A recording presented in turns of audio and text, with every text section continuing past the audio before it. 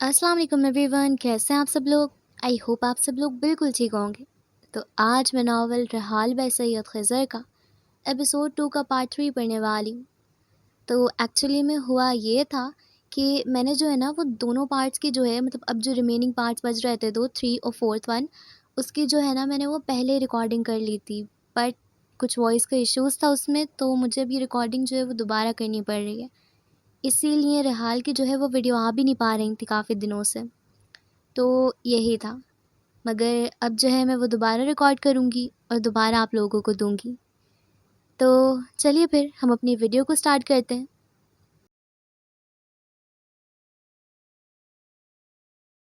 Mode street से चंद कदम की दूरी पे ही पॉस का बुटीक था। लिटिल इटली का ये इलाका अपनी वुड वर्क और डिज़ाइनिंग की वजह से मशहूर था।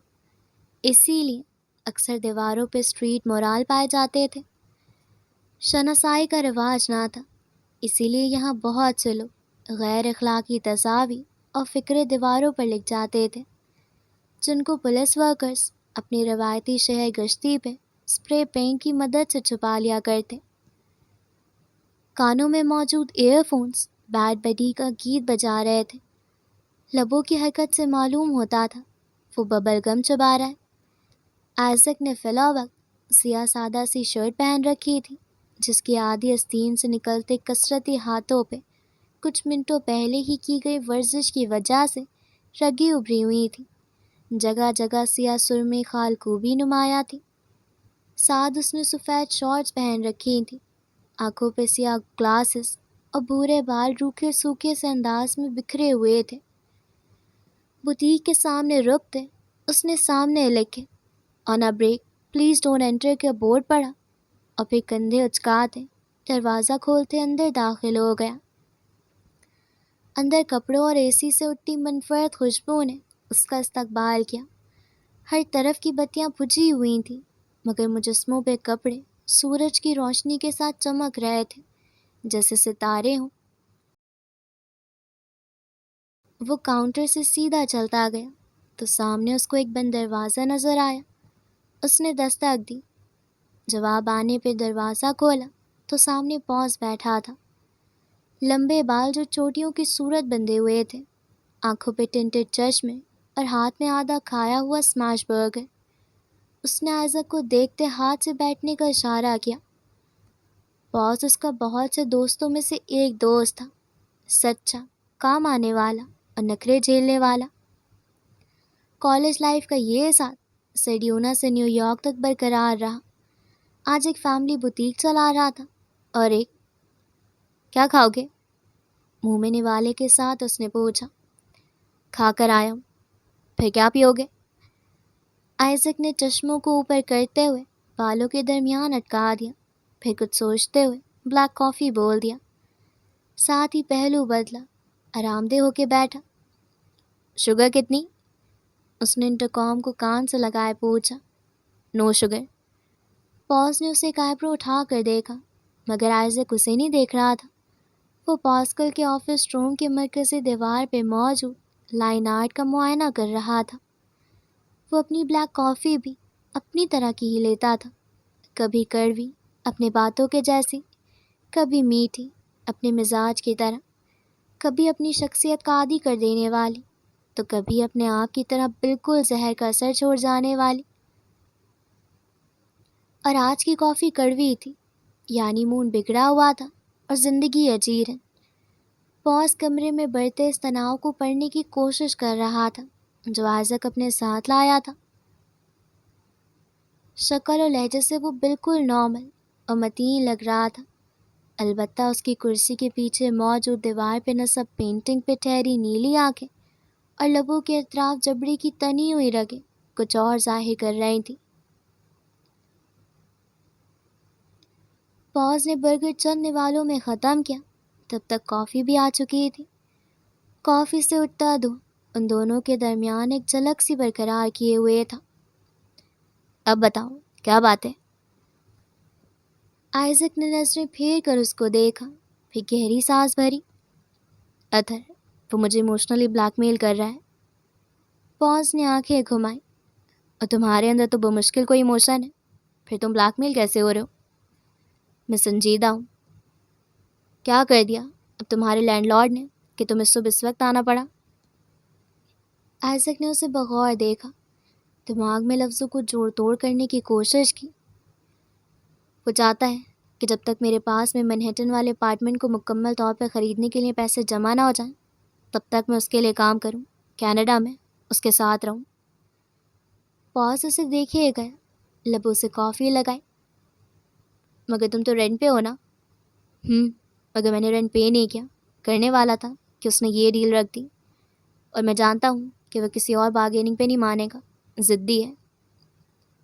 پاس کی اچھی بات یہ تھی کہ اس کو پوری داستان سنانے کی ضرورت نہیں پڑتی تھی. تیز دماغ تھا، چیزیں حصوں میں بھی سمجھ آ جایا کرتی تھیں. لیکن یہ گھر تو تمہارا ہے، تم اس کو کچھ عرصے بعد پیسے دے دینا، مسئلہ کیا ہے؟ آئزک طنزی انداز میں مسکرایا. میرے پاس 2 ہفتے ہیں، اس کے بعد وہ میرا اپارٹمنٹ بیچ دے گا. باس بالکل آگے ہو کے بیٹھ گیا.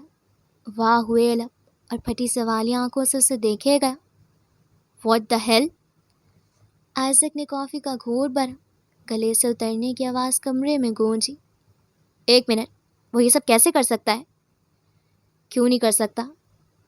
باس اسے اسی انداز میں دیکھ رہا تھا. وہ تمہارا دوست ہے زیک. کافی پیتے مرد کو لگا کہ کسی نے اس کے دل پہ پیر رکھ دیا. کافی کا ذائقہ پہلی مرتبہ بہت کڑوا محسوس ہوا. تھا، وہ میرا دوست تھا، اب نہیں ہے. او کم آن، پھر بھی وہ اتنا بڑا قدم کیسے لے سکتا ہے، یہ جانتے ہوئے بھی کہ اس کے علاوہ تمہارے پاس کوئی رہائش گاہ نہیں ہے؟ آئزک کا چہرہ بالکل بتاثر تھا. جو شخص اپنا گھر خیرات میں دے سکتا ہے وہ چھین بھی سکتا ہے. ایک اداسی کی لہر تھی جو یکدم پاس کے چہرے پہ آیا ہوئی تھی. لیکن وہ یہ سب کیوں کر رہا ہے؟ اس کو پیسے چاہیے تو ہم ارینج کر لیں گے، آج رات ویسے بھی سب لوگ مل رہے ہیں. مجھے مدد نہیں چاہیے باس، کم از کم پیسوں کی نہیں. باس نے ایک نیا راستہ نکالنے کی کوشش کی. تو پھر تمہارے پاس بھی جو سیونگز ہیں ان کو؟ آئزک نے گھور کے اس کو دیکھا تھا. تمہیں لگتا ہے اپنے ٹریول کے پیسوں کو ایک ایسی جگہ لگاؤں گا جہاں میں سال کے 4 ماہ بھی نہیں ٹھہرتا؟ اور ویسے بھی اتر لگژری میں ڈوبا ہوا آدمی ہے، اس کو پیسے نہیں چاہیے. پھر کیا چاہیے؟ باس نے سوال کیا. میں سینے پہ ہاتھ رکھتا آئزک اس کو مسکراتے دیکھ رہا تھا. کیا مطلب؟ وہ ہمارے درمیان مسئلوں کو فکس کرنا چاہتا ہے. وہ چاہتا ہے کہ میں اس کے ساتھ رہوں، اس کے گھر میں. یہ اپارٹمنٹ ایک بہانہ ہے. میں یہ مسئلہ حل کر بھی لوں تو وہ کچھ عرصے بعد کوئی نیا مسئلہ ڈھونڈ لائے گا. باس بالکل خاموش تھا. کافی کو بھی ہاتھ نہیں لگایا. مجھے لگتا ہے تم فیصلہ کر چکے ہو. پاسکل کی کافی بلاخر لبوں سے حلق تک سفر کر گئی. اس نے سمجھتے ہوئے سر ہلایا. You know me well. Isaac نے مسکرا کر شانے اچکا لی. پھر تم یہاں کیا کر رہے ہو؟ میرا وقت ضائع کر رہے ہو؟ باس کی پشت ڈھال انداز میں واپس کرسی سے جا ملی. وہ بھول گیا تھا کہ آئزک کو مشوروں کی نہیں، انسپریشن کی ضرورت ہوتی تھی. میں کینیڈا جا رہا ہوں. اوکے گڈ، جاؤ. 2 ماہ کے لیے، 10 ماہ کے لیے چلے جاؤں، میری بلا سے. واپس آؤں گا، وہیں مر جانا. آئزک دل پہ ہاتھ رکھتے سر پھینکتے ہنستا چلا گیا. Why are you so pissed off? Pause اس کی بگڑتے تیورات کے ساتھ دیکھ رہا تھا. تم نے مجھے میرا برگر انجوائے نہیں کرنے دیا، اور پھر تم ایک لالچی اور ڈھیٹ انسان کے لیے کھانا پکانے کو نیو یارک سمر پر ترجیح دے رہے ہو. آئزک اس کی شکل دیکھے مسلسل ہنسے جا رہا تھا. اگست تک میں یہاں آؤں گا. بڑی مہربانی آپ کی. اس نے کافی کے آخری گھونٹ لیتے کپ کو ٹیبل پہ پٹک دیا. مگر وہاں تو نہ آؤٹر ہیون ہے نہ ریسٹورانٹ، اور انڈور میں تو تم 10 منٹ بھی نہیں ٹک سکتے. پھر کیا کرو گے؟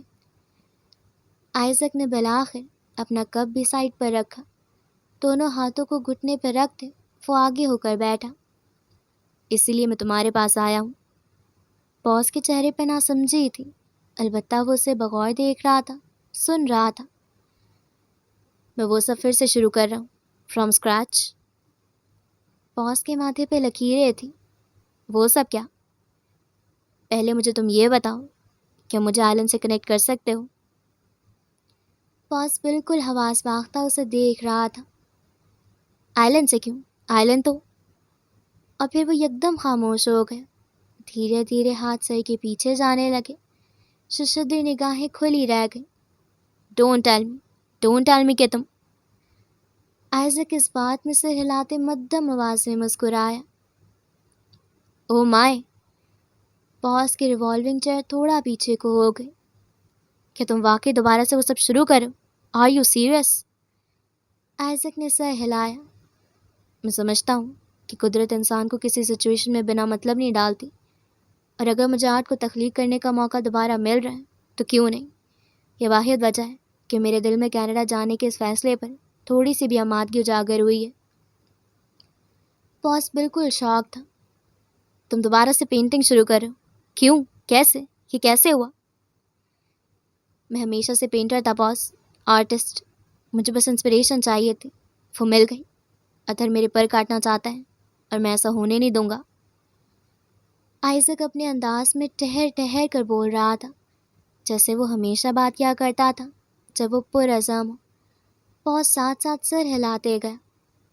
اور تم چاہتے ہو کہ میں آئلن سے تمہاری بات کروں تاکہ تم کینیڈا میں کینیڈا کھانا پکانے نہیں جا رہا باس، فار گاڈ سیک۔ تم کینیڈا اپنا ہنر ڈھونڈنے جا رہے ہو۔ وہ دونوں ویسے ہی بیٹھے رہے تھے اور بہت سی باتیں تھی کرنے کے لیے۔ کافی کے کپس میں اب کافی کے نشان پڑ چکے تھے۔ دیوار پہ ٹنگی ہوئی پینٹنگ اس کمرے میں بیٹھے ایک نئے خواب کی تعمیر میں برابر کی شریک تھی۔ رجسٹر کے درمیان رکھا قلم اسی پرانے ناول کا ایک نیا باب لکھنے کو تیار تھا۔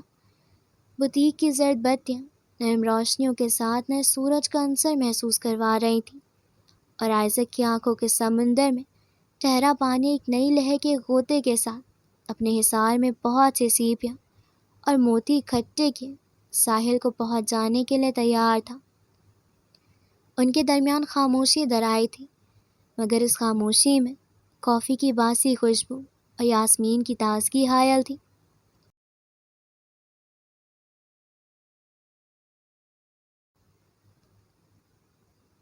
حبور سے ایک لمبی گفتگو کرنے کے بعد وہ بستر پہ آ لیٹی تھی۔ اس پوری کانورسیشن میں اس نے حبور کو اب تک صرف وہ چیزیں بتائی تھیں جو خوشگن اور اچھی ہوں۔ وہ نہیں چاہتی تھی کہ وہ اپنے ساتھ ساتھ کسی اور کو بھی پریشان کرے۔ اور جہاں تک بات تھی حبور کی، تو ہاں، وہ ایک بہت اچھی دوست تھی، بہت خیال سے باتیں سنتی اور مشورے دیتی تھی، مگر وہ اتنا ہی پریشان ہو جاتی تھی۔ زرگل نے دستبرداری کو مثبت انداز میں پیش کر کے اس کے سامنے رکھا تھا، اور نہ ہی بابا والی بات فی الوقت بتائی تھی۔ یہ رات کا پہر تھا جب گھڑی کی سوئیاں ایک سے اوپر ہو چکی تھیں۔ وہ بستر پر بال کھول کے لیٹی تھی کہ اس کو یکدم اے سی کی ہوا میں خشکی کی وجہ سے پیاس لگنے لگی۔ گردن گھما کر اس نے دیکھا تو وہاں بھی پانی کا جگ خالی تھا۔ وہ کچھ بڑبڑاتے ہوئے اٹھی، شیشے کا جگ ہاتھ میں پکڑا اور کمرے کے دروازے تک آئی۔ دروازے کا ہینڈل کھولا تو باہر صرف اندھیرا تھا۔ اس نے راہداری کی روشنی جلائی، زینے نظر آنے لگے۔ وہ ایک ایک کر کے اترتی گئی۔ بغیر چپلوں کے ٹھنڈی زمین زیادہ یخ لگ رہی تھی۔ کچن کے قریب آتے اس نے جگ بھرا۔ پانی جب تک بھر رہا تھا اس نے 2 کیبنیٹ کھولتے کوئی کھانے کی اشیاء تلاش کی کہ یکدم اس کو پیچھے سے کسی کے چوکھٹ پہ آنے کی آواز آئی۔ وہ یکدم پلٹی، سامنے قادر کھڑے تھے۔ اس نے پانی کا نل بند کر دیا، البتہ جگ صرف آدھا بھرا تھا۔ پانی بھرنے آئی تھی۔ سامنے نائٹ ڈریس میں موجود شخص نے بس کر دیا۔ جب ان کے درمیان کسی بات کا کوئی تبادلہ نہ ہوا تو وہ جگ اٹھائے پلٹنے لگی۔ رات کو کہاں گئی تھی؟ بہت معمولی انداز میں پوچھا گیا۔ کام سے گئی تھی، اس نے بھی اسی انداز میں جواب دیا۔ ایسا کیا کام تھا جو صبح نہیں ہو سکتا تھا؟ کچھ چیزوں کو درست وقت پہ کر لینا چاہیے بابا۔ اس نے 2 قدم آگے بڑھائے، ورنہ بعد میں صرف پچھتاوے باقی رہ جاتے ہیں۔ آنکھ میں آنکھ ڈالتے کہا تھا، مجھے تانا دے رہی ہوں؟ زرگل کے جگ پہ گرفت مضبوط ہو گئی تھی. اس کا وہاں سے بھاگ جانے کا دل کر رہا تھا، مگر وہ بے سہارا وہاں کھڑی رہی تھی، بالکل ساکن. نہیں، میں آپ کو تانا نہیں دے سکتی. پھر تمہاری بات کا کیا مطلب ہے؟ انہوں نے بھی ٹھان لی تھی کہ وہ نہ راستہ چھوڑیں گے نہ بات کو ترک کریں گے. مجھے صبح جلدی اٹھنا ہے. آنکھوں کے آگے آئی لٹ کو اس نے کنگلی سے پیچھے کیا. کہاں؟ بہت جب سے اس نے چہرہ اٹھایا، کچھ بولنا چاہا، اگر سامنے سخت آنکھوں کو دیکھ کے الفاظ گھٹ گئے. وہ انہیں دیکھتی ہی رہی. کچھ بولنا چاہا، کوئی بہانہ، کوئی جھوٹ، کوئی ریپلیسمنٹ. اس نے بہت سوچنے کی کوشش کی، مگر دل نہیں مانا کہ یہی وہ لمحہ تھا جب وہ اپنا فیصلہ سنا دے، اتنے اچانک. زرگل کے ناخن جگ کے شیشے کو کھرچ رہے تھے، مگر پھر اس نے بہت ہمت جمع کر کے کہا، کینیڈا جانے کے لیے کپڑے لینے، اگلے 2 ہفتوں میں میری فلائٹ ہے. آخری الفاظ تک اس کے الفاظ ٹوٹ گئے تھے. قادر کے تنے ہوئے کندھے ڈھلک گئے. زرگل کو زکام سا محسوس ہوا. اس نے ناک سکیڑنی چاہی، مگر وہ یہ ظاہر نہیں کرنا چاہ رہی تھی کہ وہ رو رہی ہے، اسی لیے ٹھہر گئی. بھاری نظروں میں وزن ٹوٹ گیا، زمین ڈھہ گئی، مار ڈوب گیا. سو تم نے فیصلہ کر لیا؟ مگر ان کے کچھ اور بولنے سے پہلے ہی وہ ان کے نزدیک سے نکلنے لگی تھی. میں کل لندن جا رہا ہوں. وہ آگے بڑھ رہی تھی، مگر اسے رکنا پڑا. وہ آگے نہیں بڑھ پائی، ایک جگہ مبہوت ہو گئی. پوچھنا چاہتی تھی کہ کیوں، مگر سوال اور جواب کا رشتہ باقی نہیں بچا تھا. امید ہے جب تک آؤں گا تو ہماری ملاقات نہیں ہوگی. سرگل نے پلٹ کر اپنے باپ کو دیکھا. باپ؟ کبھی کبھی مجھے لگتا ہے کہ میں آپ کو پہچانتی ہی نہیں، جیسے آپ کوئی اور انسان ہے، اور جس کے ساتھ میں نے 28 سال گزار آئی ہوں وہ کوئی اور شخص تھا. جیسے آپ کا ایلیوژن ہو جو اچھا ہو، اور مووی کا پلاٹ ٹویسٹ ہے، اور یہ معلوم ہو کہ جو شخص میرے اتنا نزدیک تھا وہ میرا نہیں تھا. زندگی میں میں نے صرف ایک شخص سے اپنائیت رکھی تھی، وہ آپ تھے. Funny how I don't feel like loving you any more. وہاں آنسو نہیں تھے، وہاں دکھ نہیں تھا، اور شکوہ تو بالکل نہیں تھا، وہاں غصہ تھا. اچھی بات ہے، جتنا جلدی ہم ایک دوسرے سے ڈی اٹیچ ہو جائیں اتنا بہتر ہے. سامنے کھڑے پتھر شخص نے اسے ظاہر کیا جیسے اس کو زرگل کے کہے الفاظ سے کوئی فرق نہیں پڑا ہو. کیا اس شخص میں دل تھا؟ کیوں کر رہے ہیں آپ یہ سب؟ مگر وہ نہیں جاننا چاہتی تھی. اس کو آگے بڑھ کر اپنے کمرے میں بند ہو جانا چاہیے تھا. اس کو اس گفتگو کو آگے نہیں بڑھانا چاہیے تھا، مگر یہ دل تھا جو سوالوں کے جواب لیے بنا چین نہیں کھاتا تھا. یہ دل تھا جو سکون میں نہیں تھا، جو دکھ رہا تھا، اور اس پر مرہم رکھنے والا شخص ہی اب اس پہ خنجر برسا رہا تھا. میں نے آپ سے کوئی پیسہ طلب نہیں کیا، میں نے آپ سے کوئی ڈیمانڈ نہیں کی، میں نے آپ کو کوئی تکلیف نہیں دی. پھر کیوں؟ قادر ملک نے دونوں ہاتھ ٹراؤزر کی جیب میں ڈالے. تم یہاں رہ سکتی ہو، مگر میرا نہیں خیال تم یہاں رہنا چاہو گی. وہ سامنے کھڑا شخص اپنی سنگ دلی کو برقرار رکھے ہوئے تھا، بالکل مجسمہ تھا، بالکل کھوکھلا. آپ مجھے خود سے الگ کیوں کرنا چاہتے ہیں؟ سیڑھیوں کے وسط پہ کھڑی لڑکی نے اداسی سے سوال کیا. آنکھوں میں ٹہرے آنسو انسانی رشتوں کا تماشا دیکھ رہے تھے. میں اس کا جواب دے چکا ہوں زرگل. زرگل نے آگے کچھ نہ کہا. وہ خود کو اب اور تسلیاں نہیں دے سکتی تھی. اگر وہ چاہتے تو اس کو اڈاپٹ کر سکتے تھے. اگر وہ چاہتے تو وہ محبت کی خاطر اس سے یہ سب ہمیشہ کے لیے چھپا لیتے. اگر وہ چاہتے تو اسے اپنائیت رکھ سکتے تھے. اگر وہ چاہتے تو، مگر وہ کچھ نہیں چاہتے تھے. ساری امیدیں یہیں آ کے دم توڑ دیتی تھیں. اور یہ بہت سے فیصلوں کو لینے کے لیے ایک بہت ویلڈ وجہ تھی کہ اس کا باپ نہیں چاہتا تھا کہ وہ اس کی بیٹی کہلائی جائے. ایک عورت کو ہمیشہ ایک مرد ہی کیوں توڑتا ہے؟ بہت سے سوالوں کے جواب اس کو کبھی نہیں ملنے تھے. شاید اس کو یہ بات بھی کبھی معلوم نہیں ہو پائے گی کہ اگر قادر کو اس سے کوئی اپنائیت نہیں تھی تو پھر وہ اتنے با اخلاق کیوں تھے. اس رشتے کی یہ ایکویشن ہمیشہ غیر حل شدہ رہ جائے گی، کیونکہ نہ اب اس کے فارمولہ بنانے کا وقت تھا اور نہ ہمت، نہ دل باقی تھا اور نہ ہی دماغ اب کام کر رہا تھا۔ قادر اور زرگ الملک کا یہ رشتہ ایک ایسی نہج پہ آ کے ختم ہو گیا جس کے آگے سیڑھیاں تو تھیں مگر منزل کوئی نہیں تھی۔ تو پھر وہی کیا زرگل نے جو اسے کرنا چاہیے تھا۔ یک سیڑھیوں پہ ریت کے مانند قدم اٹھاتے وہ اوپر کی طرف بڑھتی چلی گئی۔ جگ سے پانی نکل کر زمین پہ گرتا چلا گیا۔ عداوت اور الفت کے داہنے بائیں کرتے وہ بہت سی کامیابیوں کو پا کر بھی محبت کی پیادہ ماں ٹھہری۔ اپنے کمرے کے دروازے کی چوکھٹ تک آ کر وہ ایک زندگی کو تمام کرائے۔ ایک عام سے دن کے نازک اوقات میں بھی بہت سے جبر ہو جاتے ہیں، بنا کسی کو خبر ہوئے، بنا کسی اعلان کے۔ ایک بے حد بے ربط انداز میں انسان کو معلوم ہوتا ہے کہ وہ ختم ہے۔ زرگ القادر ملک اب صرف زرگل رہ گئی تھی، ختم شد۔ زرگل! سیڑھیاں چڑھتے اس کے قدم بالکل ٹھہر گئے۔ لفظوں کا اثر محبت و نفرت کے دائرے میں نہیں آتا۔ یہ لمحے کا کھیل ہے، یا تو مخاطب کر لیتا ہے یا پھر مبہوت۔ اس نے چہرہ نہیں پلٹا، نظریں پھیرے رکھی۔ آنکھوں کا پانی پتھر پہ ضائع نہیں کر سکتی تھی، اس لیے بس کان کھلے رکھے۔ صرف یہ کہوں گا کہ زندگی میں ہمیشہ محبت کو ترجیح دینا۔ اس کا دل کیا کہ وہ ہنس تھے، چاہے محبت زہر خندی کیوں نہ ہو۔ ٹوٹے لفظوں کو شکست خوردہ لہجے میں بیان کیا، چاہے محبت زہر خندی کیوں نہ ہو۔ پیچھے سے الفاظ پلٹ کر آئے۔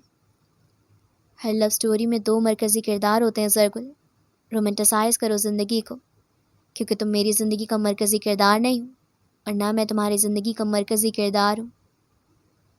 دل کا درد شدید ہو گیا تو دماغ کے پنوں پہ قلم کی تحریر نے جنم لینا شروع کیا۔ وہ بنا کچھ کہے دروازے کے اندر داخل ہوتے گم ہو گئی۔ قادر نے اسے اپنی نظروں سے اوجھل ہو جاتے دیکھا تھا، بھوری بے رنگ پتھر دل آنکھوں کے ساتھ۔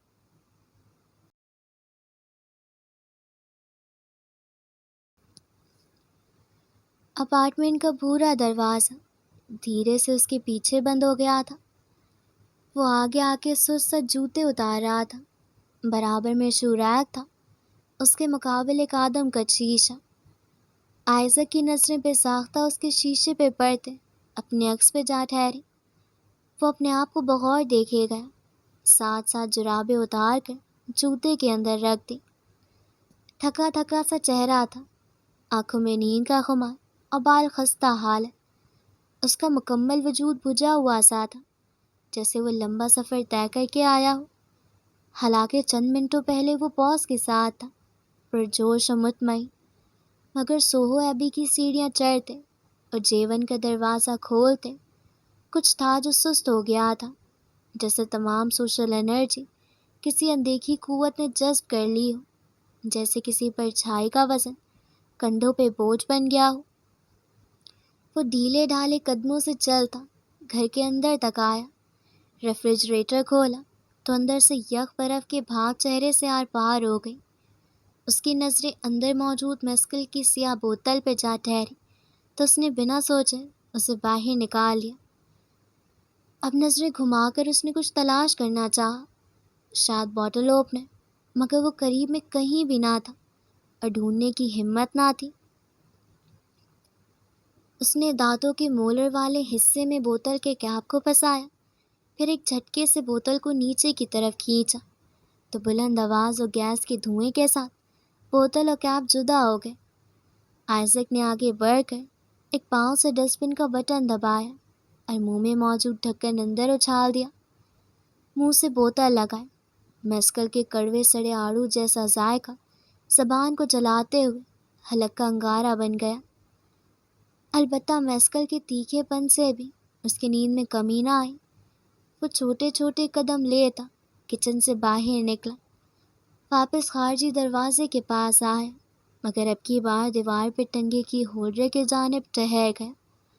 نظروں سے کی ہولڈر میں موجود لاتعداد چابیوں کے گچھوں کو ٹٹولا، یہاں تک کہ اس کو وہ چابی مل ہی گئی۔ بہت سی چابیوں کے پیچھے چھپی وہ ایک چابی جس کو اب آئزک اپنے ساتھ لیے اپنے کمرے کے برابر بند دروازے کی طرف بڑھا۔ وہ گھر بالکل صاف کر کے گیا تھا۔ اس کے کمرے کا دروازہ اسے ایک دوسرے دروازے کے سامنے کھڑا دیکھ رہا تھا، اور آئزک اس لاک شدہ کمرے کے سامنے گھونٹ گھونٹ مشروب اندر تک انڈیلتا گیا۔ چھوٹے سے تالے کے اندر چابی گھسائی تو وہ ذرا سی مشقت کے بعد گھوم گئی۔ ایک کلک کے ساتھ لاک کھل گیا۔ اس نے بوتل کو اپنے ساتھ زمین پہ رکھا، پھر تالے کو دونوں ہاتھوں کی مدد سے ہینڈل سے الگ کیا۔ گرد کی ایک تہہ تالے کے پیچھے ہینڈل پہ جمی ہوئی تھی۔ اس نے جان لگا کر ہینڈل اوپر نیچے کیا۔ ہینڈل چڑک چڑک کی آواز کرتا کھلتا چلا گیا۔ بوتل کی سطح پہ پانی کی بوندیں ٹھہرنے لگی۔ ہینڈل چند لمحوں میں بالکل الگ ہو چکا تھا۔ دروازہ کھل گیا، البتہ ہاتھ کے زور سے وہ نہ کھل سکا، تو آئزک نے پیر کی ٹھوکر ماری۔ دروازہ دیوار پہ جا لگا۔ اندر اندھیرے سے دھول اور گرد کی ایک بھاری تہہ اٹھ کر اپارٹمنٹ کی فضا میں تحلیل ہو گئی۔ 10 سال بعد اس کمرے نے آئزک کو دوبارہ خوش آمدید کہا تھا۔ بوتل پیچھے ہی رہ گئی۔ وہ آگے بڑھتے کمرے میں داخل ہو گیا، یہاں تک میسکل کی بوتل اس کے وجود میں اندھیرے میں گم ہوتے اسے دیکھے گئے، جیسے وہ کسی بلیک ہول میں اوجھل ہو رہا۔ اندر آتے ہی آئزک نے سوئچ بورڈ پہ ہاتھ مارا۔ سنہری بتیوں نے 10 سال پہلے کی یادوں کو روشن کر دیا۔ گرد و مٹی میں لپٹی سفید چادریں جنہوں نے بہت سے پوشیدہ دکھ اور پچھتاوے اپنے اندر ڈھکے ہوئے تھے۔ آئزک ایک طرف کو آیا جہاں کھڑکی تھی۔ اس کھڑکی پہ بھی مٹی کی ایک موٹی تہہ تھی۔ اس نے اس کو نظر انداز کرتے ناک اور منہ پہ ہاتھ رکھا اور ایک جھٹکے سے سفید چادر کو چھپے ہوئے راز سے جدا کیا۔ گرد سے ہٹا آئزل اور اس پہ سجائی گئی لمبی سی پینٹنگ نمایاں ہوئی۔ سمندری آنکھوں کی بےتاب لہریں ساکن ہو گئی۔ سفید چادر آئزک کی اطراف زمین پہ جا لگی، مگر وہ بنا پلک جھپکے سامنے موجود شاہکار دیکھ رہا تھا جو اس نے تخلیق کیا تھا۔ اس کا ہنر، اس کا اصل۔ لمبے سے کینوس پہ بھورے اور سنہرے رنگوں میں پھیلا ایک ٹیکسچر آرٹ جس کے سامنے ایک شخص اکڑو بیٹھا ہوا تھا۔ اس کے بھورے بال بے ترتیب تھے اور آنسو کا رنگ نیلا ہو چکا تھا۔ ہاتھوں کی ہڈیاں اس کے ڈھانچے وجود کے عکاس تھیں اور اس کے کپڑے پھٹے ہوئے تھے۔ سرخ کے 4 رنگ اس کے وجود کے گرد گھیرا بنائے ہوئے اسے اپنے حصار میں لیے ہوئے تھے، جیسے وہ وجود روح تھا اور اس سرخ رنگ اس کے جسم سے نوچ بہائے خون کے تالاب۔ اس زرد سے بے نام شخص کی پینٹنگ کے نیچے، بالکل نیچے، چھوٹے حروف میں لکھا ہوا تھا پیل بوائے، اور ساتھ ہی آئزک ملر کا دستخط تھا۔ اس پینٹنگ کو دیکھتی اس کی بے تاثر آنکھیں چمک تھی۔ زندگی کے 10 سالوں میں بہت سے لوگوں کو وہ بتاتا آیا تھا کہ وہ ایک بارٹینڈر اور شیف ہے، مگر وہ اس سے بڑھ کر بھی کچھ تھا۔ پیل بوائے وہ پہلی اور آخری پینٹنگ تھی جو اس نے اس گھر میں بنائی تھی۔ پیل بوائے وہ پینٹنگ تھی جس نے آئزک کے آرٹسٹ کو زرد و بنجر کر دیا تھا۔ اس نے پیروں پہ گھوم کر اطراف میں دیکھا۔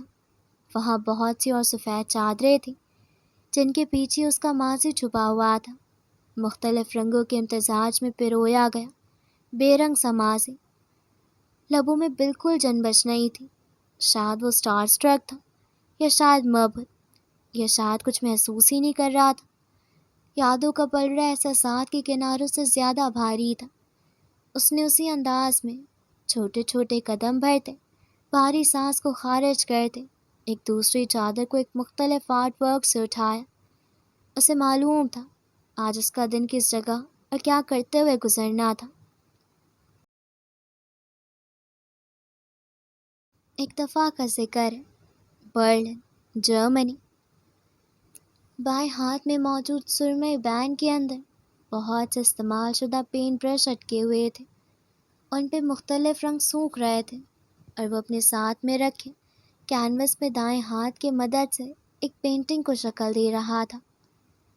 برلن کی خزاں کا یہ موسم بے رخی اور سوکھے پتے ساتھ لایا تھا۔ چاکول سرمئی سڑک پہ گاڑیوں کی آمد و رفت معمولی انداز میں چل رہی تھی۔ آسمانوں پہ آج سفید بادلوں نے پرچھائی کا کام کیا تھا، البتہ وہ بھی وقفے وقفے سے سورج کے سامنے سے ہٹ جاتے اور سورج اپنی آب و تاب کے ساتھ جرمنی پہ اپنی تپش نازل کرتا۔ وہ فٹ پاتھ کے کنارے ایک بڑی سی مخملی چادر ڈالے بیٹھا تھا۔ اس کی ایک جانب طے شدہ چھتری تھی، کیونکہ برلن کا موسم کچھ یقین نہیں ہوتا تھا، اور اس کی دوسری جانب بہت سی پینٹنگز قطار در قطار لگی ہوئی تھی، ایک کے بعد ایک کینوس جس پہ مختلف مناظر و پورٹریٹ پینٹ کیے گئے تھے۔ ان کے سامنے ان کی قیمت کے پرائس ٹیگز لگے ہوئے تھے۔ وہ اس وقت سادہ سی سفید آدھی آستین والی بٹن شرٹ اور مٹیالی سی پینٹ میں ملبوس تھا، جن پہ رنگوں کے دھبے اور داغ مہر کی طرح ثبت تھے۔ وہ اطراف کے ٹریفک اور شور سے لاپرواہ اپنے گرد ایک داغدار چادر بچھائے محو کام تھا۔ ہوا کا شور اس کے لمبے بالوں کو آنکھوں کے سامنے کر رہا تھا، اور وہ خالی ہاتھ سے بار بار انہیں پیچھے کرتا۔ بڑھتی داڑھی پہ بھی سفید رنگ کے نشان تھے۔ اس کی آنکھوں کے جامنی اور گلابی رنگوں سے مزید ایک غروب آفتاب کے نظارے پہ ٹھہری ہوئی تھی، جس کی مختلف تہوں پہ وہ اس وقت کام کر رہا تھا۔ ساتھ ساتھ وہ ایک نظر اپنے برابر پینٹنگز پہ بھی ڈال لیتا کہ کہیں کوئی کچھ اٹھا نہ لے جائے۔ بار بار دماغ میں یہ بات پلٹ پلٹ کر وار کر رہی تھی کہ آج اس نے ایک پینٹنگ بھی نہیں بیچی تھی۔ ویسے تو اس وقت دن کے صرف 12 ہی بجے تھے، لیکن اگر وہ آج ایک پینٹنگ بھی سیل نہ کر پائے تو اس کو آج بھوکا سونا پڑے گا۔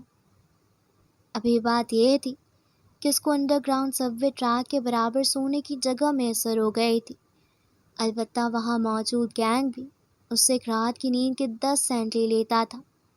فکر اس بات کی تھی کہ بھوکے پیٹ رہ لینا تو گوارا تھا، لیکن اگر آج وہ جو کما نہ پایا تو اس کو ٹھکانہ فراہم نہ ہو پائے گا، اور بارش کی پیشن گوئی اس کی فکر مندی میں مفت کا اضافہ تھی۔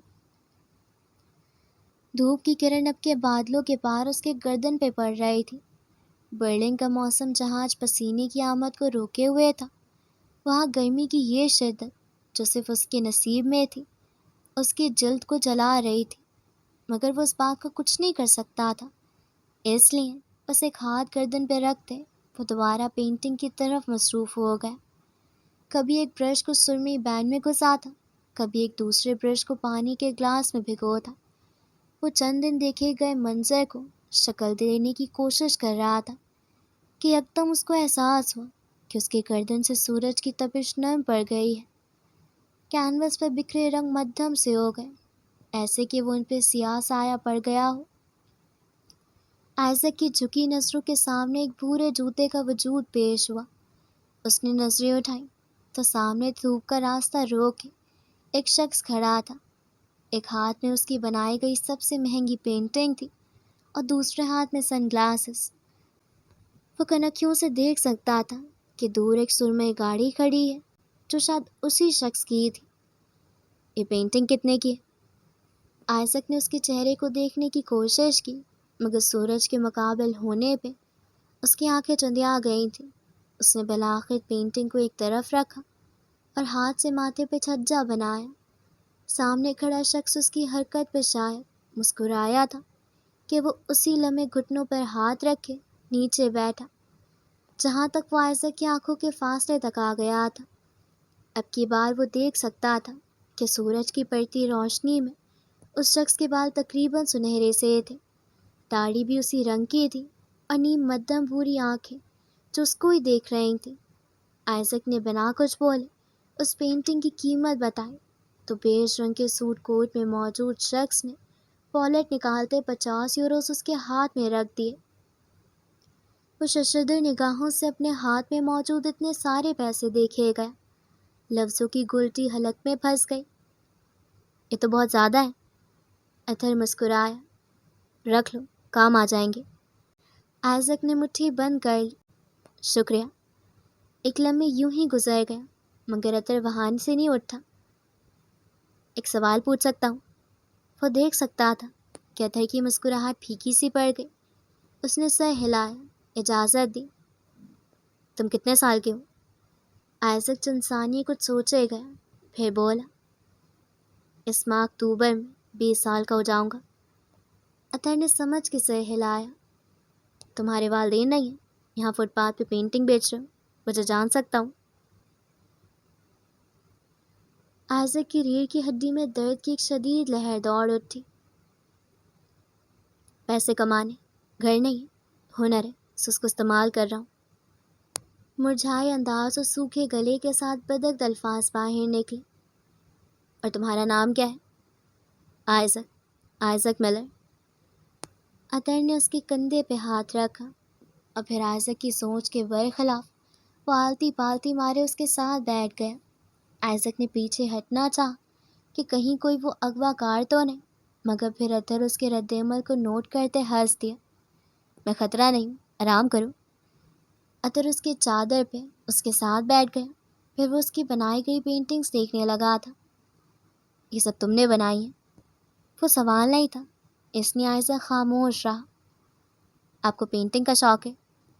उसने पूछा तो अतहर ने नजरें उसकी तरफ उठाई। उसी अंदाज में मुस्कुराता रहा। सच कहूँ तो इतना नहीं, मैं आर्ट को अप्रिशिएट करता हूँ, मगर लुक फॉरवर्ड नहीं। वो मध्यम आवाज़ में बोला। फिर ये पेंटिंग क्यों खरीदी आपने? उसने अतहर की गोद में रखी कैनवस की तरफ इशारा किया। ये मेरी गर्लफ्रेंड के लिए है। आयशा के लब ओ में सुकड़े। आपका नाम क्या है? अतहर, अतहर वही, मैं एक माहिर नफ्सियात हूँ। उसको जवाब देते उसकी नज़रें वापस उसकी पेंटिंग्स पे जा ठहरी। यार आइज़ैक, अतहर ने दूर तक तमाम पेंटिंग्स का मुआयना किया।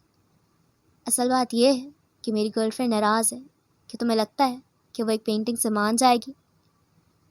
आइज़ैक उसे नासमझी से देखे गया। मेरा ख्याल है, मुझे भी नहीं लगता। अतहर ने खुद सवाल करते खुद ही जवाब दे दिया और फिर मानीखेज़ अंदाज में मुस्कुराते आइज़ैक को देखा। हाथ बढ़ाकर तमाम पेंटिंग्स की तरफ इशारा किया। ये तमाम पेंटिंग्स मेरी गाड़ी में रख दो और ख़ुद भी साथ बैठ जाओ। Let's find you a home. खज़ा के पत्तों ने अपने सामने एक ज़िंदगी को पकड़े देखा था। आइज़ैक पलक भी न झपक सका। वो बिल्कुल बेहवासी से पीछे हुआ, आंखें बेयकीनी से खुली की खुली रह गई। सामने बैठा शख्स उसी अंदाज में उसे नर्म आंखों से देखे गया। साथ वॉलेट जेब में रखा और कपड़े झाड़ते उठा। आइज़ैक यूं ही बैठा रह गया था। दूर एक खुले डाइन एरिया में परिंदों ने दाना चुगते आसमान पे देखा। नीले आसमान पे बिलाखिर भूरे सूरज की नुमाइश ने ताज़गी शफाफ कर दी थी।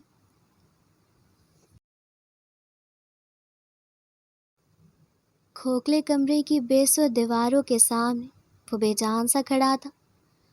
16 साल बाद एक मुख्तलिफ ज़िंदगी को जीता आइज़ैक मिलर, जो एक ज़माने में बेघर बेनाम आर्टिस्ट था, आज उसको दुनिया के सबसे मारूफ शहर में लोग एक मारूफ बारटेंडर के नाम से जानते थे।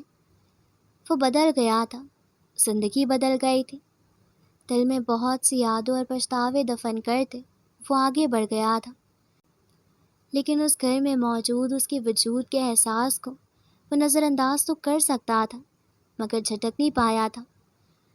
अतहर वहीद उसकी ज़िंदगी का सबसे अहम बाब था। वो शख्स जिसने उसका दिल जोड़ा था और फिर उतनी ही शिद्दत से बिखेर भी दिया था। अतहर वहीद वो शख्स था जिसको वो अपने दिल और दिमाग से निकाल चुका था, मगर भुला नहीं पाया था। ज़िंदगी के अबवाब में उसका नाम बहुत पीछे रह गया था, मगर मिटा नहीं था। उसका चैप्टर मुकम्मल हो चुका था, मगर महफूज था। आइज़ैक ने एक और चादर को मुख्तलिफ पेंटिंग से जुदा किया तो उसमें कमर बेल सा दरख्त था जिसकी जड़ें कमज़ोर दिखाई गई थी। उस कमरे में ठहरे उसको 15 मिनट भी नहीं गए थे, मगर आंखों में मौजूद सुर्ख डोरे उसको बता रहे थे ये कनाडा जाने का फ़ैसला करके वो एक गलती कर रहा है। वो अपने हुनर को जीने के लिए एक बहुत बड़ी कीमत दे रहा है।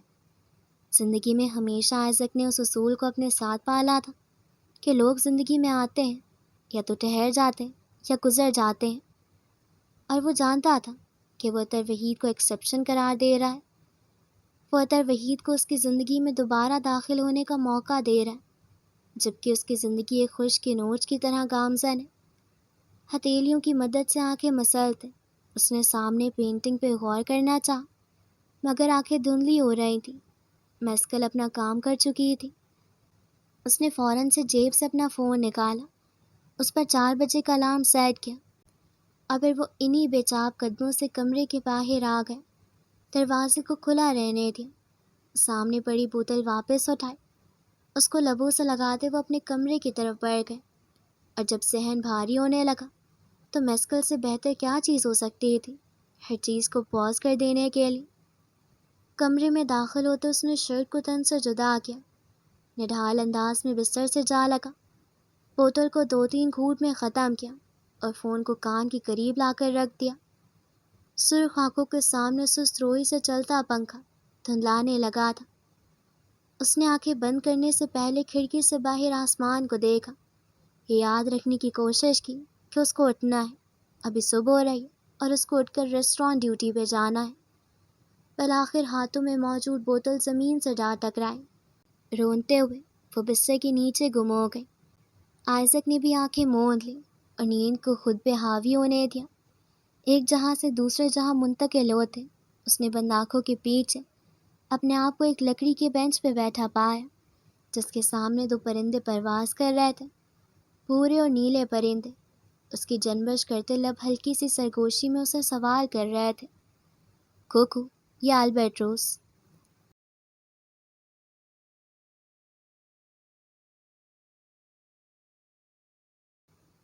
کمرے کی نیم مدھم روشنی اور کھڑکیوں سے چھن کر آتی چاند کی کرن میں قادر ملک کا بے تاثر مردہ سا چہرہ نمایاں تھا۔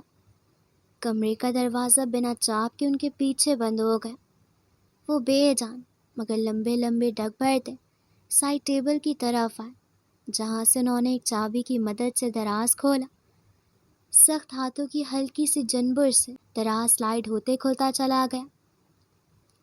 اندر معمول کا سامان تھا، پیپر ویٹ، بہت سے نوٹ پین جن کے اوپر ملک ہولڈنگز کا شناختی لوگو پرنٹ ہوا تھا، بہت سے قلم جو پرسنلائز تھے، ان پہ قادر ملک کا نام لکھا ہوا تھا، بہت سے غیر استعمال شدہ مگز کے کوسٹرز جن پہ 3D عمارتیں بنی ہوئی تھیں۔ انہوں نے ان سب میں سے ایک لمبی چوڑی سی نوٹ بک نکال لی جس کے تمام صفحات بالکل خالی تھے۔ ایک قلم جس کا رنگ نیلا تھا، وہ بھی اپنی چمک کے لحاظ سے بالکل نیا لگتا تھا۔ وہ سامان ہاتھ پہ پکڑے بستر پہ آ بیٹھا، نرمی سے نوٹ بک کے صفحے پلٹے، ایک صاف اور بے داغ صفحہ تلاش کیا جس پہ 1 انچ کا بھی نشان موجود نہ ہو، نوٹ بک کو طے کر کے درست کیا، نظر قلم تک اٹھی۔ شاید پہلی بار انہوں نے قلم ڈیزائننگ کی امید سے نہیں اٹھایا تھا۔ قلم کی نوک پہ سیاہی کی بوند صفحے کے جال میں قید ہوتی چلی گئی۔ اس قلم کو محسوس ہوا کہ اس کے لکھتے لفظوں میں کپ کپی در آئی ہے، البتہ وہ قلم بے آواز لکھتا گیا۔ رات کی تاریکیوں کے درمیان ایک بے رنگ سا کمرہ ان کے لفظوں کی روشنی سے رنگے کوثر میں ڈھلتا چلا گیا تھا، اور یہ لفظ ہی تو تھے جو ہمیشہ روشن رہ جانے کے لیے نقش کیے جاتے ہیں۔ زرگل، جب تمہیں یہ خط موصول ہوگا تب تک بہت وقت گزر چکا ہوگا، وہ وقت بھی گزر جائے گا جب تم میری وجہ سے تکلیف سہ کر خاموش رہو گی، اور وہ وقت بھی گزر جائے گا جب تک تم مجھ سے نفرت کرو گی۔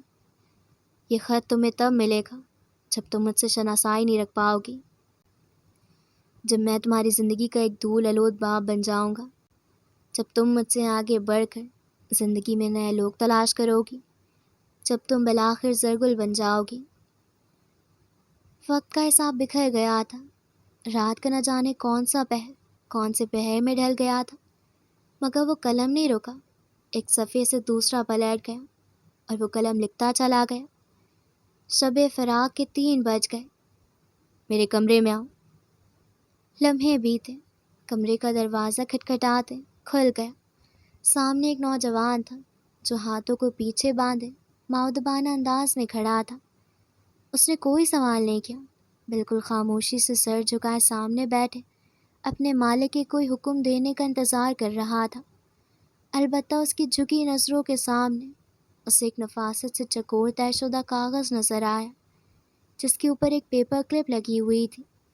اس نے سر اٹھا کر سوالیہ نگاہوں سے قادر ملک کو دیکھا۔ یہ پکڑو اور اپنے پاس حفاظت سے رکھو۔ اس نے بنا کچھ کہے وہ تھام لیا، البتہ چہرے پر ابھی بھی الجھے ہوئے سے تاثرات موجود تھے۔ یہ زرگل کو دینا ہے، 2 ہفتے بعد جب وہ یہاں سے جا رہی ہوں، اس کے بیگ میں یہ بنا کچھ کہے، بنا اسے معلوم ہوئے یہ ڈال دینا۔ ملازم نے سمجھ کر سر ہلایا۔ میں کل ملک سے باہر جا رہا ہوں، 2-3 ہفتوں تک واپس آؤں گا۔ انہوں نے نظریں ملازم سے ہٹا کر واپس نوٹ بک پر جما لی کہ اب وہ اس بکھرے سامان کو سمیٹ رہے تھے۔ میں جاؤں؟ اس نے کھڑے کھڑے سوال کیا تو قادر نے اسے بس سر کے اشارے سے چلے جانے کا اشارہ کر دیا۔ اب قادر کو سونا تھا، صبح کی فلائٹ کے لیے ہر تیاری کر رکھی تھی۔ کسی کو کسی قسم کا خدا حافظ نہیں کہنا تھا، بس اپنے بے مروت وجود کو ایک ملک سے دوسرے ملک دھکیل دینا تھا۔ نوٹ بک اور پین کو دراز میں ڈالتے انہوں نے اس کو چابی گھمائی۔ بستر پہ لیٹتے انہوں نے کمفرٹر اپنے اوپر ڈال لیا۔ سردی نہیں تھی، گپ کپاہٹ طاری تھی۔ آنکھیں بند کی تو لمحے میں آنکھ لگ گئی تھی۔ ایک جہاں سے دوسرے جہاں منتقل ہوتے انہوں نے دیکھا کہ وہ ایک بینچ پہ بیٹھے ہیں۔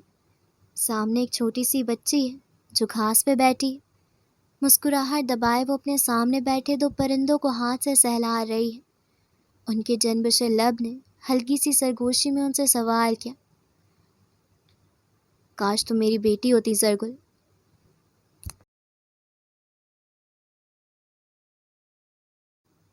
کمرے میں داخل ہوتے اس نے پانی کا جگ دھڑام سے میز پر رکھا۔ سطح تک بھرا پانی چھلک چھلک کر آدھا ہو چکا تھا۔ زرگل نے ٹیبل تک آتے بہت سے ٹشو ایک ساتھ باکس سے نکالے، آنکھیں رگڑ ڈالی۔ شیشے کی طرف بڑھتے اس نے اپنا عکس دیکھا تو سب سے پہلے توجہ آنکھوں کی طرف گئی جو نیند اور آنسوؤں سے سرخ سی ہو چکی تھی۔ ٹشو کو آنکھوں پہ مسلسل رکھنے کے باوجود بھی آنسو ابل ابل کر امڑ رہے تھے۔ اس نے کبھی زندگی میں سوچا بھی نہیں تھا کہ ایک دن اس کو اتنی تکلیف دے سکتا ہے۔ میز سے منہ موڑتے وہ بستر تک آئی جہاں پر لیپ ٹاپ پڑا تھا۔ اس نے بہت سوچا تھا کہ وہ اپنا ناول کینیڈا میں شروع کرے گی۔ اس کو اپنا ناول کینیڈا میں لکھنا تھا، مگر اس وقت دماغ پہ صرف ایک چیز سوار تھی، ایک فکرہ، ایک جملہ۔ ہر لو سٹوری میں 2 مرکزی کردار ہوتے ہیں زرگل، رومانٹیسائز کرو زندگی کو، کیونکہ تم میری زندگی کا مرکزی کردار نہیں ہو اور نہ میں تمہاری زندگی کا مرکزی کردار ہوں۔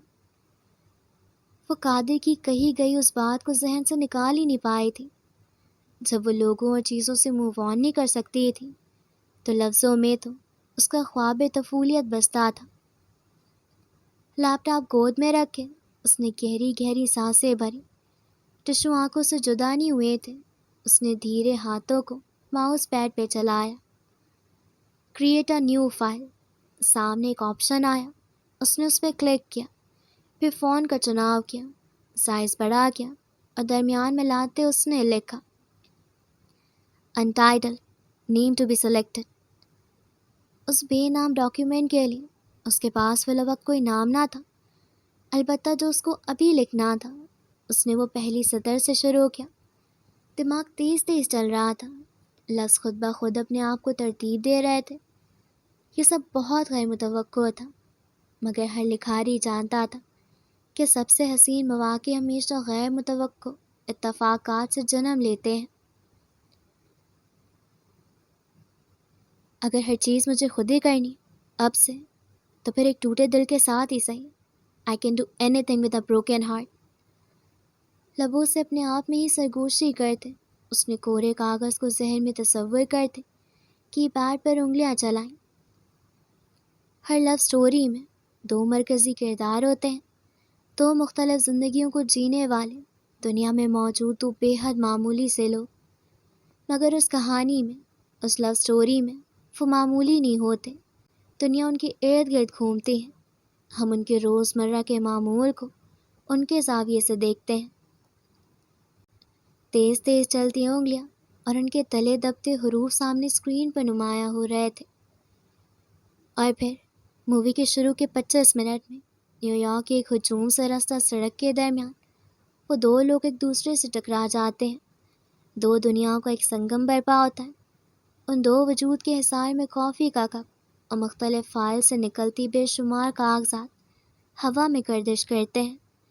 ارد گرد کے لوگ معمول کے مطابق اپنا کام کر رہے ہوتے ہیں، مگر کہانی کے وہ دو کردار وہیں ٹھہر جاتے ہیں۔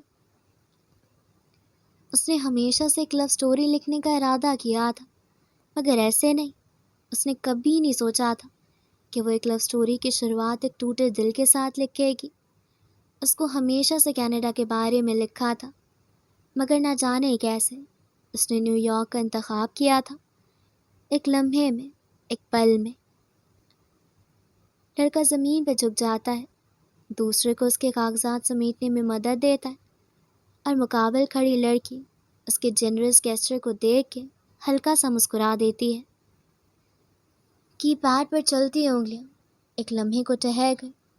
سرگل نے کچھ سوچا، اس کے ناول کا مرکزی کردار کیسا ہوگا؟ اس کی شکل و صورت، اس کے پہننے بولنے کا انداز۔ اس نے کچھ بھی صحیح سے پلان نہیں کیا تھا، مگر ایک چیز جو اس کے دماغ میں اپنے مرکزی مرد کردار کو لے کر واضح تھی کہ وہ آرٹسٹ ہوگا، ایک پینٹر۔ سرگل کے لب مسکرا نہیں پائے تھے، کیونکہ وہ جانتی تھی کہ وہ ایک فکشن لکھ رہی ہے، ایک فرضی کہانی۔ میکان کی انگلیاں دوبارہ سے حرکت کرنے لگیں۔ وہ دونوں سوری اور تھینک یو کے کلمات کا تبادلہ کرتے ہیں، نام پوچھتے ہیں، پھر واپس سے مسکراہٹ دبائے ایک دوسرے کو دیکھتے ہیں، پھر واپس سوری اور تھینک یو کا تبادلہ ہوتا ہے۔ نیو یارک کی شام مینہٹن کی کسی عظیم الشان عمارت کے پیچھے ڈوب رہی ہوتی ہے، جب سورج کی ایک نرم کرن لڑکی کی ہیزل آنکھوں کو لڑکے کی آنکھوں سے پار سنہرا کر دیتی ہے۔ نیو یارک کی تفصیلات اس کی انگلیوں اور دل سے بہہ رہی تھیں۔ اس نے نیو یارک کو دل سے جانا تھا، یہ اس کا خواب تھا۔ ان تمام تفصیلات کو لکھتے اس کے دل میں ایک عجیب سا احساس بھرایا تھا، نرماہٹ۔ اور لڑکا جس نے عام سی سفید شرٹ پہ معمولی سی بٹن اپ پہن رکھی ہے، آستینیں جو کوہنیوں تک مڑی ہوئی ہیں، اور کثرتی بازو جن پہ نقش و نگار بنے ہوئے ہیں۔ اس کے گال ڈمپل سے سجے ہوئے ہیں اور ماتھے پر نرم لکیریں ہیں۔ لڑکی اس کو دیکھتی ہے، ایک نظر، دو نظر، بنا کسی تاثر وہ لکھتے جا رہی تھی۔ جھوٹ، فریب، ایسا کبھی اصل زندگی میں نہیں ہوتا تھا، تو لوگ کبھی ایسے نہیں ملتے، محبت کبھی ایسے شروع نہیں ہوتی تھی۔ اس سے تو شاید اب یہ بھی معلوم نہ تھا کہ محبت نام کی شے ہوتی کیا ہے، مگر جھوٹ و فریب ہی صحیح، وہ لکھتی چلی گئی، کیونکہ یہ افسانہ تھا، افسانے میں سب بہتر ہوتا ہے۔ نیو یارک کے سائڈ وے پہ قدم دھرے وہ دو لوگ ہی جن کو اس شام اب گھر جانے کی دیر نہیں، جن کی صبح سے دن تک کی تھکاوٹ اب بیمانی سی ہو گئی ہے۔ یہ دو لوگ ایک دوسرے سے باتیں کرتے ہیں، ورک امپلائمنٹ کا پوچھتے ہیں، کس فیلڈ میں کون سی جاب کی جا رہی ہے، مینیجر کی برائیاں۔ پھر یہ دونوں لوگ ایک دوسرے میں کامن پوائنٹس تلاشتے ہیں، کوئی ایسی چیز جو ان دونوں کو ہم آہنگ بنائے۔ وہ اس گفتگو کو کہیں لیڈ کرنے کی کوشش کرتے ہیں کہ جب لڑکا اپنا موقع آزماتا ہے۔ رات کی تاریکی اب ماہر شب پہ بھی غالب آ چکی تھی، ہر طرف اندھیرا تھا، اور اس کے کمرے کی دیواروں میں کی بورڈ کی ٹھک ٹھک محفوظ ہو رہی تھی۔ "You are one beautiful lady." زرگل کے لبوں پہ ہلکی سی حرکت ہوئی، مگر وہ اب بھی مسکراہٹ میں نہ ڈھل پائے۔ وہ مسکراتے ہوئے اس کی سنہری آنکھوں میں دیکھتے اس کی تعریف کرتا ہے۔ لڑکی اس بات پہ حیران نہیں ہوتی، بلکہ بس ہلکے سے شانے اچکا کر بالوں کو انگلیوں کے ذریعے بس کان کے پیچھے اڑساتی ہے، اور پھر کہتی ہے۔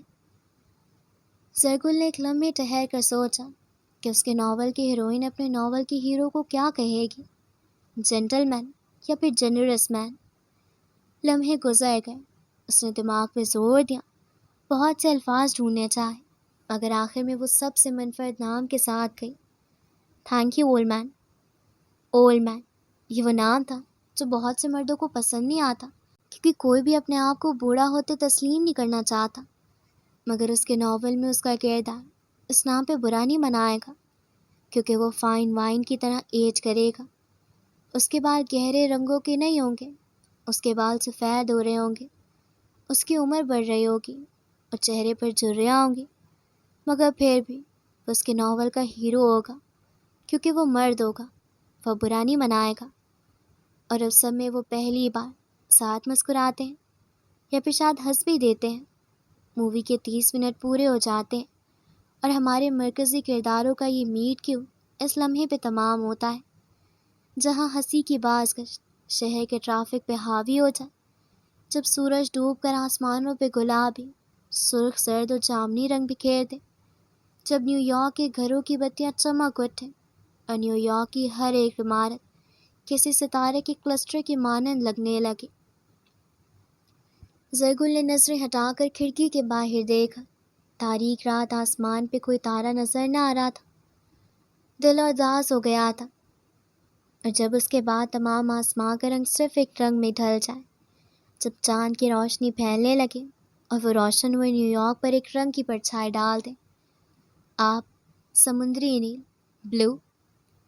اسے سمجھ نہیں آیا اس نے نیلے رنگ کو اتنی ترجیح کیوں دی، مگر بس دل نے کہا کہ نیلا اس کا رنگ ہے، سو اس نے لکھ دیا۔ ایک دوسرے کے کندھوں کے پار سے نکلتے وہ دو لوگ واپس ملاقات کرنے کا وعدہ اپنے دل میں سما کر چلے چلتے ہیں۔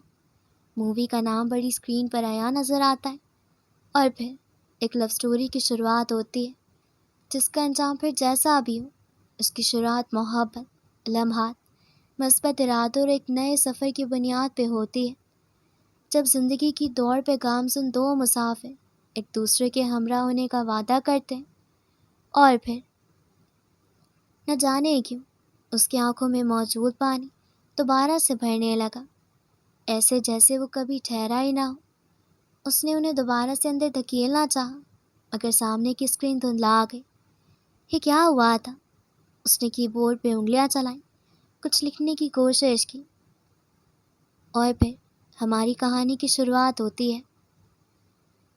ایک سطر لکھتے یکدم اس کے ہاتھ ٹھہر گئے، ایک گہری سانس حلق میں ہی پھنس گئی۔ اس نے آگے کچھ تحریر کرنا چاہا، مگر وہ کچھ نہ لکھ پائے۔ تم میری زندگی کا مرکزی کردار نہیں ہو۔ ایک کے بعد ایک حروف دماغ پہ ہتھوڑے کی مانند برسنے لگا۔ قادر ملک، اگر تم میرا پرپوزل رد نہ کرتی۔ صوبان، نہ جانے وہ کہاں سے آ گیا تھا، نہ جانے اس کی کہیں باتیں یکدم سر پہ سوار کی ہوئی تھی۔ وہ تو اس کی زندگی کا سب سے چھوٹا حصہ تھا نا، پھر وہ اتنا اثر اندوز کیوں ہو رہا تھا؟ وہ سمجھ نہ پائے، مگر کیفیت بگڑنے لگی تھی۔ یکدم ایک لمحے میں اس نے لیپ ٹاپ کو پرے کیا۔ وہ اٹھتے ہوئے واش روم کی طرف بھاگی، جیسے کوئی زہر کھا لیا ہو، اور اس احساس سے کہ اب موت حتمی ہے، خوف ڈر آئے۔ آج کا دن زندگی کا سب سے دلخراش دن تھا، مگر کم از کم وہ جانتی تھی اس کے دن کے اختتام ہمیشہ ایک نئی امید کے ساتھ پرواز کرے گا، کیونکہ ٹوٹے دل کے ساتھ ہی صحیح، مگر ابھی اس کی کہانی کی شروعات ہوئی تھی۔ اگر وہ جانتی تھی کہ اس نے آج اپنا ناول شروع کیا ہے، تو یہ تکلیف جا کیوں نہیں رہی تھی، وہ خوش کیوں نہیں ہو پائی تھی۔ باتھ روم کا دروازہ کھولتے اس نے بیسن پہ جھک کر کیا کرنی چاہی، مگر حلق سے کچھ نہ نکلا، بس ایک نہ ختم ہونے والا درد گلے پہ جکڑ گیا تھا۔ لکھاریوں کے آنسو نہیں گرتے، بلکہ کورے کاغذ پر سیاہی ٹپکتی ہے۔ پھر وہ نہ خوش ہو پاتے، نہ دکھ میں رہ پاتے ہیں۔ وہ کسی بھی احساس کو محسوس نہیں کر پاتے، کیونکہ لفظوں کے حصار میں بکھری کہانیاں سب کچھ اپنے اندر جذب کر لیتی ہیں۔ درد، دکھ، شکوے، محبتیں، پچھتاوے، سب کچھ، اور لکھاری کھوکھلا رہ جاتا ہے۔ ایک رائٹر کی سب سے بڑی ٹریجڈی ہے کہ وہ اپنی حقیقت کو فسانے کا نام دے کر سب کچھ چھپا لیتا ہے۔ وہ بھی چھپا لے گی، مگر کیسے؟ وہ خود کو سنبھال نہیں پا رہی تھی۔ کیوں؟ ہر چیز کا راستہ نکال لیتی تھی وہ، ہر وقت خود کو کمپوز رکھتی تھی وہ، پھر آج صرف آنسو کیوں تھے اس کی آنکھوں میں؟ اس نے باتھ روم کے ٹھنڈے ٹائل سے اپنی پشت ٹکا لی، اکڑوں انداز میں کمر جھک گئی تھی اور ہاتھ پیٹ کے گرد بند گئے تھے۔ کاش تم میری بیٹی ہوتی۔ آنکھیں اتنی زور سے بند کر لی کہ اب ان سے پانی بہنے لگا تھا۔ قدم لمحہ بلمحہ بے جان ہو رہے تھے۔ نیو یارک کے تازہ دم موسم میں داخل ہوتی نرم گرمائش اس بات کا ثبوت تھی کہ بالآخر یہ شہر بھی سرد ہواؤں کو میزبانی پہ خدا حافظ کا لفظ ثبت کرنے کو تیار تھا۔ شام منہٹن کا سورج عظیم الشان عمارتوں کے پیچھے ڈوب رہا تھا اور وہ ربڑ کے دستانے چڑھائے ڈمپلنگز کو ان کی خصوصی شکل میں ڈھال رہا تھا۔ اندر موجود سبزیوں کے رنگ باہر کو بھی نظر آتے تھے۔ وہ اس وقت چائنا ٹاؤن میں موجود ایک نہایت ہجوم سے لبریز ریسٹورانٹ یو وانگ کے اندر کھڑا تھا۔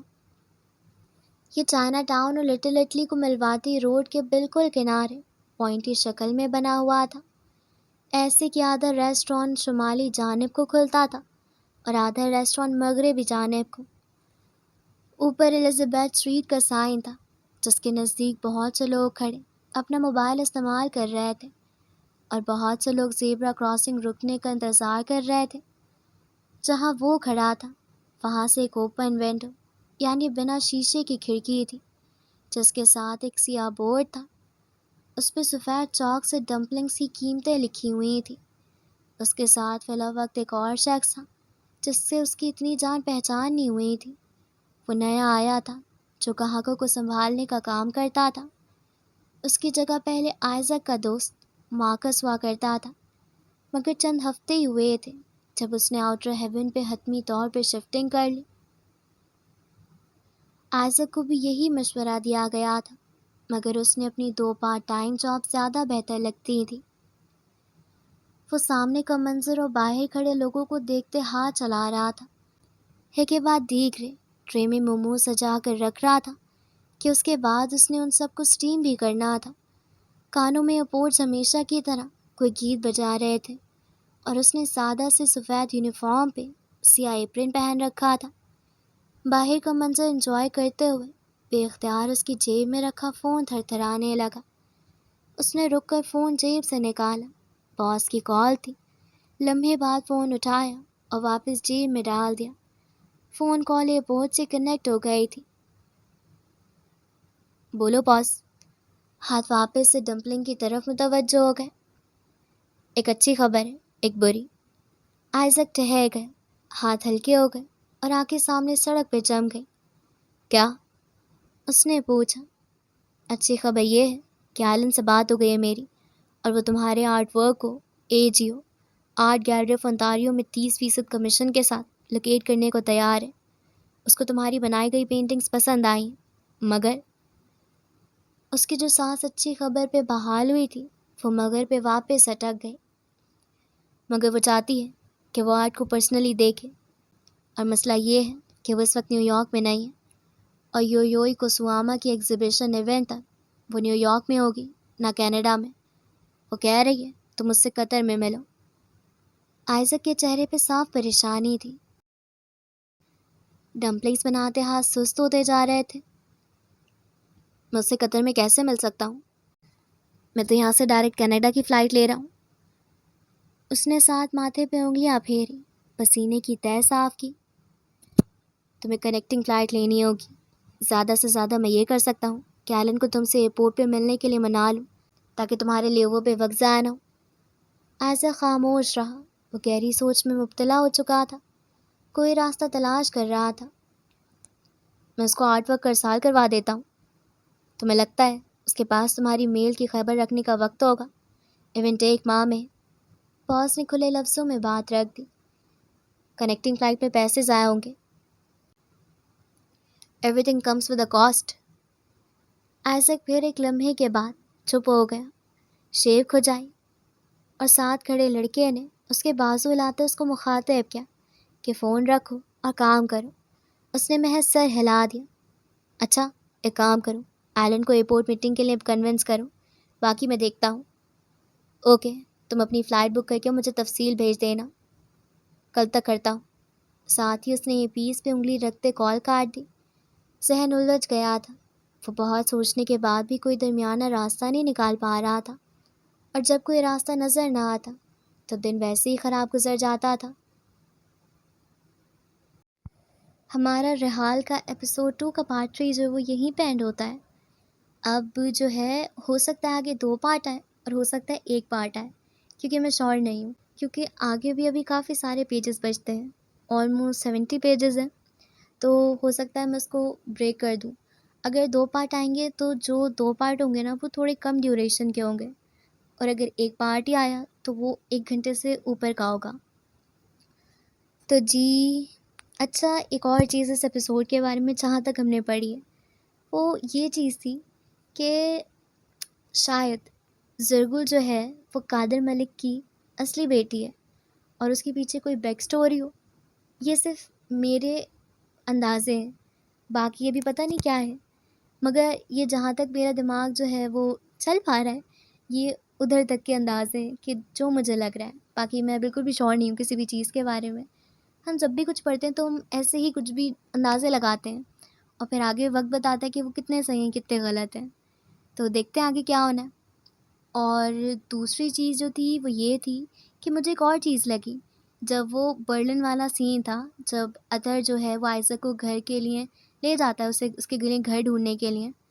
تو اس سین میں جب اطہر جو ہے وہ آئزک سے اس کا نام پوچھتا ہے تو آئزک 2 منٹ کے لیے وقفہ لیتا ہے، مجھے ایسا لگتا ہے، مطلب جس طریقے سے وہ لکھا ہوا ہے وہ کہتا ہے آئزک ملر. تو could it be possible کہ آئزک کا پورا نام کچھ اور ہو اور آئزک نے اسے چینج کر کے ملر لگا لیا؟ ہو سکتا ہے میں بہت زیادہ سوچ رہی ہوں، اور ہو سکتا ہے کہ واقعی میں یہ کوئی پوائنٹ ہو. تو یہ تو کہانی کے آگے ہی پتہ لگے گا. اور بس آئی ہوپ کہ ہمیں جو ہے اس ایپیسوڈ کے آگے جتنے 70 پیجز ریمیننگ بچے ہیں اس میں جو ہے وہ کینیڈا والے سینس بھی مل جائیں، کیونکہ مطلب میں جو ہے نا ان سارے کرداروں کی جب آپس میں یہ لوگ ملیں گے تو میں اس کے لیے جو ہے وہ بہت ایکسائٹیڈ ہوں. مطلب مزہ آئے گا جب وہ ملیں گے. تو چلیے پھر ہم ملیں گے اب ایک نیکسٹ ویڈیو میں. نیکسٹ ویڈیو کے لیے آپ سبسکرائب کر دیں، ہمیں انشاءاللہ جلدی 1 کے سبسکرائبر کو ہٹ کرنا ہے. اور آپ کو جو ہے وہ اپنے ریویوز آپ کو کیا لگتا ہے اور میرے انداز سے کتنے صحیح کتنے غلط لگتے ہیں یہ سب کامنٹس میں ڈراپ کرنا ہے. تو چلیے پھر نیکسٹ ایپیسوڈ تک کے لیے مجھے اجازت دیں. اللہ حافظ.